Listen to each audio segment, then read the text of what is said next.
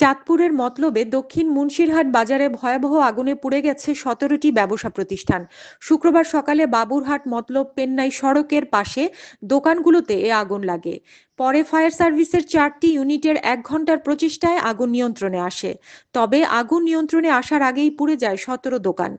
আগুনে ৫ থেকে ৭ কোটি টাকার ক্ষতি হয়েছে বলে ধারণা ভুক্তভোগীদের।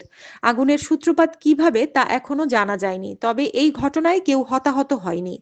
এদিকে মুন্সিরহাট বাজারে আগুনে ক্ষতিগ্রস্ত ব্যবসায়ীরা কান্নায় ভেঙে পড়েন।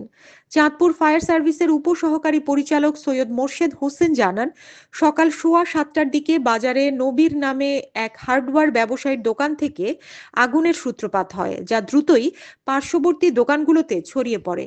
আগুনে ফার্মেসি, হার্ডওয়্যার, মুদি দোকান, ফলের দোকান সহ ১৭টির মতো দোকান ক্ষতিগ্রস্ত হয়েছে। আগুনের সূত্রপাত সম্পর্কে নিশ্চিত হওয়া যায়নি, এটা তদন্ত সাপেক্ষে বলা যাবে। তবে ১ ঘণ্টার প্রচেষ্টায় আগুন পুরোপুরি নিয়ন্ত্রণে আসে। হানিন ইসলাম, সিএন বাংলা, নিউজ ডেস্ক।